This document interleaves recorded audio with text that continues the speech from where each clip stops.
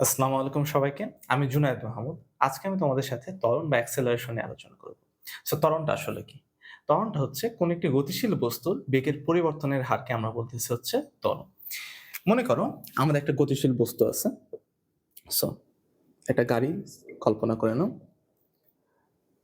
গাড়িটা যখন আমাদের এ বিন্দুতে আছে, তখন গাড়িটার বেগ হচ্ছে আমরা ইউ ধরে নিই। আর গাড়িটা যখন আমাদের বি বিন্দুতে আছে, তখন গাড়িটার বেগ হচ্ছে ধরে নেওয়া হচ্ছে ভি। সো ইউ দ্বারা কিন্তু আমরা আদি বেগকে প্রকাশ করি। আমরা আগেরকার ক্লাসে কিন্তু বলছি যে ইউ দ্বারা আমরা প্রকাশ করতে হচ্ছে আদি বেগকে।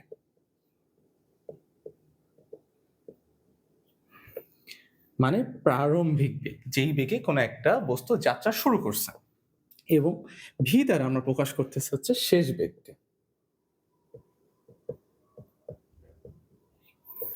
সো একটি বস্তু এ বিন্দু থেকে যাত্রা শুরু করে বি বিন্দুতে যায়, টি সময় পরে তার বেগ ইউ থেকে ভি হয়। সো এই ক্ষেত্রে যদি আমি এখন তোমাকে বলি যে বেগের পরিবর্তন কতটুকু হয়েছে, বেগের পরিবর্তন।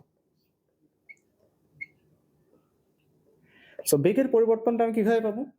আমরা শেষ বেগ থেকে যদি আদি বেগটা বিয়োগ দিয়ে দিই, তাহলে কি পেয়ে যাচ্ছে আমরা বলতো? বেগের পরিবর্তন পেয়ে যাচ্ছে। মানে কতটুকু বেগ বৃদ্ধি পাইছে অথবা হ্রাস পাইছে, এটা তো আমাদের বেগের পরিবর্তন। আচ্ছা, সো বস্তুর বেগের পরিবর্তনের হারকে আমরা ত্বরণ বলতেছি। আর ত্বরণকে আমরা এ দ্বারা প্রকাশ করে থাকি। এই হচ্ছে ত্বরণের প্রতীক। সো এ ইকুয়াল, তাহলে আমরা কি লিখতে পারি দেখো তো? বেগের পরিবর্তনের হার। তাহলে বেগের পরিবর্তনটা উপরে যাবে। আর যেহেতু এখানে আমাদের হার কথাটা উল্লেখ আছে, সো তোমাদেরকে আগেও কিন্তু বলছি যে যদি আমাদের কোনো সংজ্ঞাতে হার কথাটা উল্লেখ থাকে, তাহলে আমরা অবশ্যই সময়কে, যে ফর্মুলাটা থাকবে সময়কে অবশ্যই ফর্মুলাতে আমরা কি দিয়ে দেবো? ভাগ দিয়ে দেবো।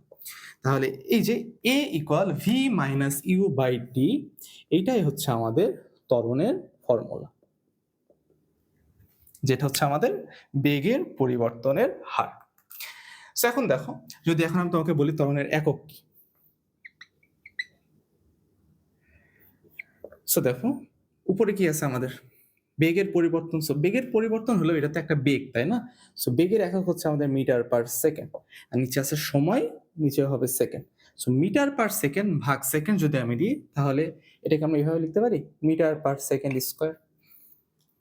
সো আমাদের এককটা হচ্ছে তাহলে কি? Metre per second square. আর এখন যদি তোমাকে বলি মাত্রা, সো মাত্রাটা কি হবে? সো এ কে যদি আমরা থার্ড ব্র্যাকেটে লিখি, তাহলে এই যে থার্ড ব্র্যাকেট আছে না, থার্ড ব্র্যাকেট দ্বারা আমাদের কি বোঝায়? মাত্রা বোঝায়। তাহলে এম, এম এর মাত্রা কি? এম হচ্ছে আমাদের দৈর্ঘ্য, দৈর্ঘ্যের মাত্রা হচ্ছে আমাদের এল। এস হচ্ছে সময়, সময়ের মাত্রা হচ্ছে আমাদের টি। এস এর উপর ইনভার্স টু আছে, এখানে আমাদের ইনভার্স টু হয়ে যাবে। তাহলে এটা হয়ে যাচ্ছে আমাদের কি বলতো?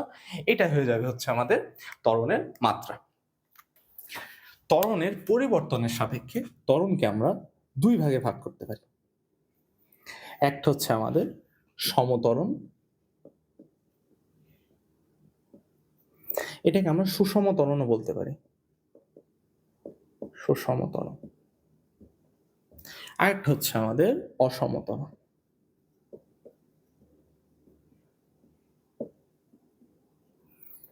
সো সমত্বরণ বা সুষম ত্বরণ, এটাকে আমরা ইংলিশে বলা হচ্ছে ইউনিফর্ম অ্যাক্সেলারেশন।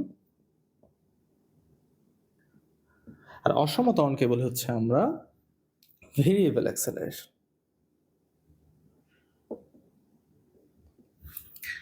সো সমত্বরণ বা সুষম ত্বরণটা কি?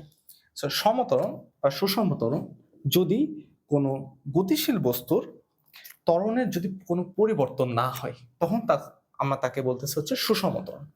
সো ত্বরণের পরিবর্তন যখন হবে না, ত্বরণের পরিবর্তন না হলে, আর যখন কোনো গতিশীল বস্তুর ত্বরণের পরিবর্তন হবে সময়ের সাথে, তখন তাকে বলতেছি হচ্ছে আমরা অসম ত্বরণ। সময়ের সাথে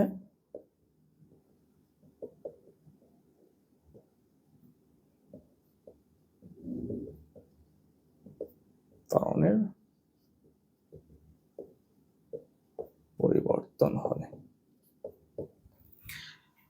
সো সময়ের সাথে যদি আমাদের ত্বরণটা পরিবর্তন হয়, তখন তাকে আমরা বলতেছি হচ্ছে অসম ত্বরণ।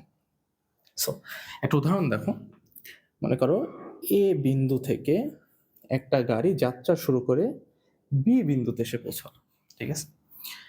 এটা হচ্ছে মনে করো সি বিন্দু, এটা হচ্ছে ডি বিন্দু আমাদের। আচ্ছা, সো মনে করো যে এ থেকে সিতে যখন আসলো আমাদের গাড়িটা, তখন এ থেকে সি আমাদের ত্বরণটা তখন হচ্ছে 2 metre per second square. C থেকে ডি যখন গেছে তখন হচ্ছে আমাদের ত্বরণটা হচ্ছে 4 মিটার পার সেকেন্ড স্কয়ার। আর যখন ডি থেকে বিতে গেছে তখন হচ্ছে আমাদের ত্বরণ হচ্ছে 6 মিটার পার সেকেন্ড স্কয়ার। তাহলে দেখো প্রত্যেকটা অংশে এ বি সি ডি এবং ডিবি প্রত্যেকটা অংশে কি আমাদের বলতো ত্বরণের মানটা চেঞ্জ হচ্ছে না? সো ত্বরণের মান যখন আমাদের সময়ের সাথে পরিবর্তন হচ্ছে তখন তাকে আমরা কি বলতেছি? তখন হচ্ছে আমরা তাকে বলতেছি হচ্ছে অসম ত্বরণ।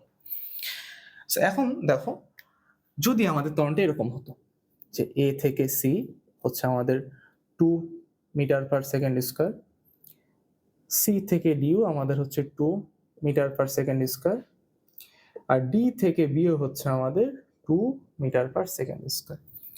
সো দেখো নিচের অংশে দেখো এ সি সি ডি বা ডিবি কোন অংশে কি আমাদের ত্বরণের পরিবর্তন হয়েছে? কোন অংশে কিন্তু আমাদের ত্বরণের পরিবর্তন হয়নি। সো এই ক্ষেত্রে এই ত্বরণটাকে আমরা কি বলতে পারি? এই ত্বরণটাকে তখন কিন্তু আমরা বলতে পারি সমত্বরণ।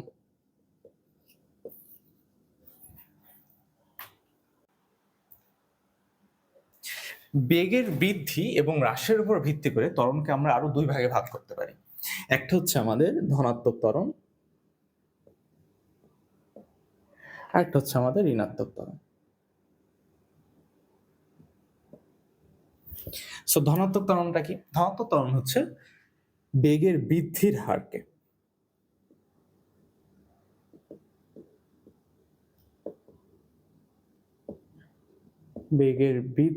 হারকে আমরা বলতেছি হচ্ছে ধনাত্মক ত্বরণ, আর বেগের হ্রাসের হারকে বলতেছি হচ্ছে আমরা ঋণাত্মক ত্বরণ।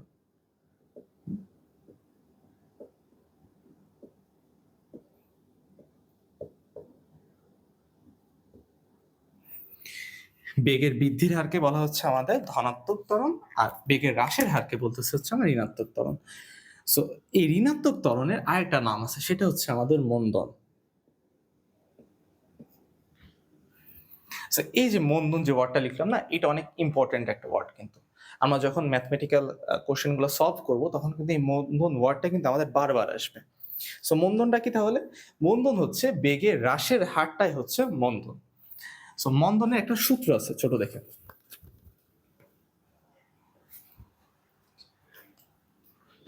সেটা হচ্ছে দেখো মন্দন ইকুয়াল হচ্ছে মাইনাস অফ ত্বরণ। সো আমি যদি ত্বরণের সাথে মাইনাস গুণ করি তাহলে কিন্তু আমরা মন্দন পেয়ে যাব। এটা কিন্তু মন্দনের একটা সূত্র। আচ্ছা, সো এই সূত্র থেকে কিন্তু মন্দনের আরেকটা সংজ্ঞা দেওয়া যায়, সেটা হচ্ছে ঋণাত্মক ত্বরণকে মন্দন বলে। সো মন্দনের এই যে সূত্রটা আছে এটা কিন্তু ইম্পর্টেন্ট, এটা ভালোভাবে তোমরা নোট ডাউন করবা।